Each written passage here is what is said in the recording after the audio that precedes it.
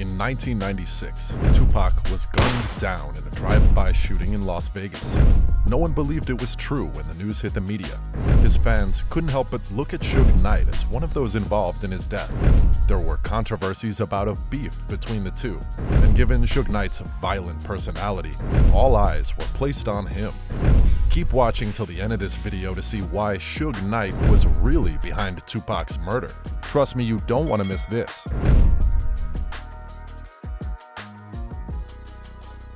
Tupac's death. On the night of September 7, 1996, Tupac Amaru Shakur, also known by his stage names Tupac and Machiavelli, was in Las Vegas, Nevada, to celebrate his business partner Tracy Danielle Robinson's birthday, and to attend the Bruce Seldon vs. Mike Tyson boxing match, with Suge Knight at the MGM Grand. In the lobby where the match was being held, someone in their group spotted Orlando Baby Lane Anderson, an alleged Southside Compton Crip, whom the individual accused of having recently tried to snatch his neck chain with a Death Row Records medallion in a shopping mall.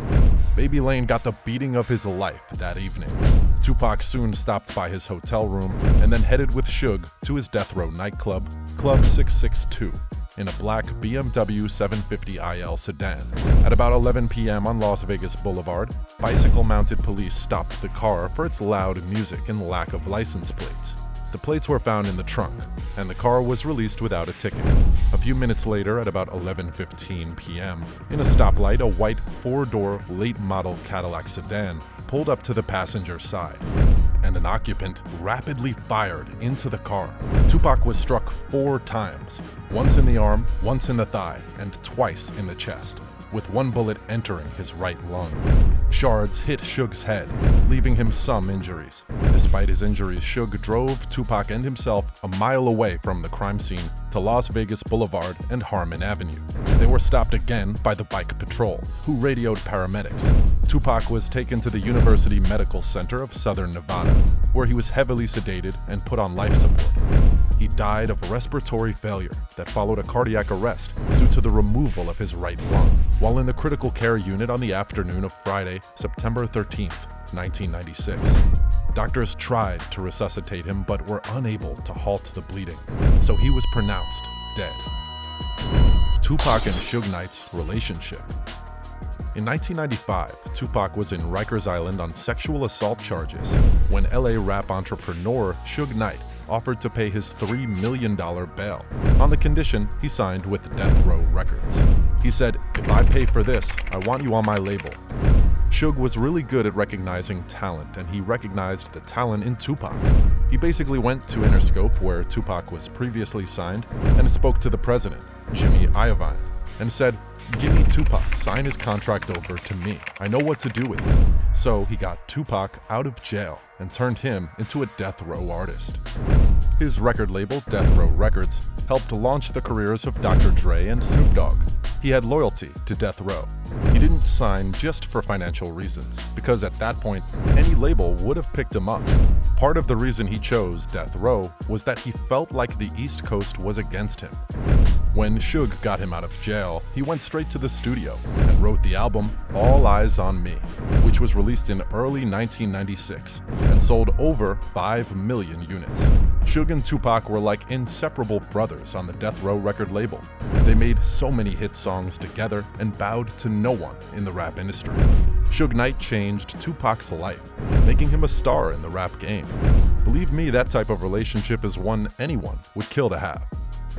Why Suge Knight was really behind Tupac's murder. Over time, the record label Death Row grew to produce so much violence. The label was mixed up in a lot of gang wars and beef with other rap artists. Suge is someone who always wanted to instill fear in the minds of anyone he was going against. He was known to be a very violent person, and this in turn reflected on the label.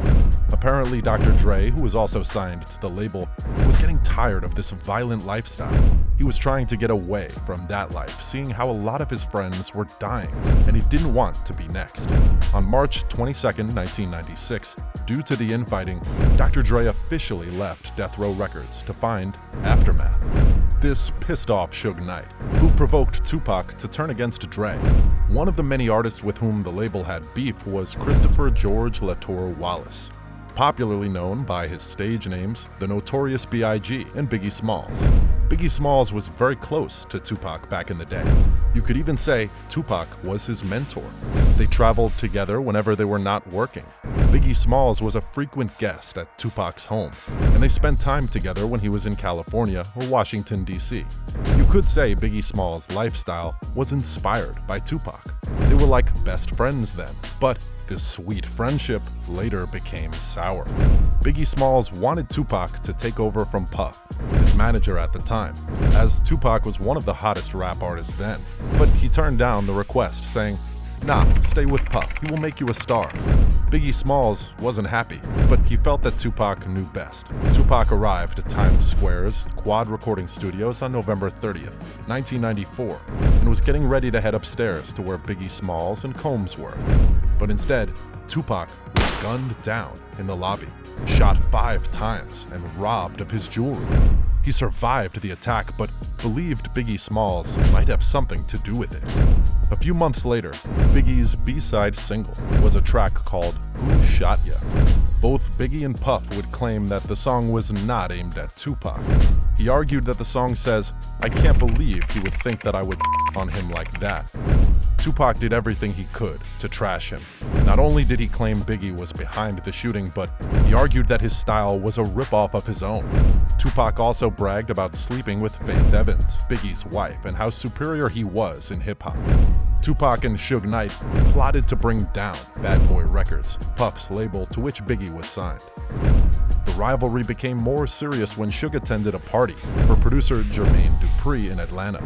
During the party, a close friend of Suge was fatally shot. Suge Knight accused Combs, who was also at the party, of involvement in the killing of his friend. Tupac dissed Biggie, Bad Boy Records, and anyone associated with them in his tracks Against All Odds, Bomb First, and Hit 'Em Up. The violence went on until Tupac was murdered. The attack that took his life was initially aimed at Suge Knight, but unfortunately, it was the end of the line for Tupac. Less than a year later, on March 9th, 1997, Biggie Smalls was shot and killed in a drive-by attack in Los Angeles. The police never found any proof linking the murder to Suge Knight, but everyone knew it was his revenge for Tupac being murdered. If Tupac wasn't with Suge Knight on the night of his murder, or if he wasn't signed to Death Row Records, who knows, maybe Tupac would still be very much alive to this day. That's the end of today's video, guys. If you enjoyed this video, make sure to subscribe for more content. Thanks.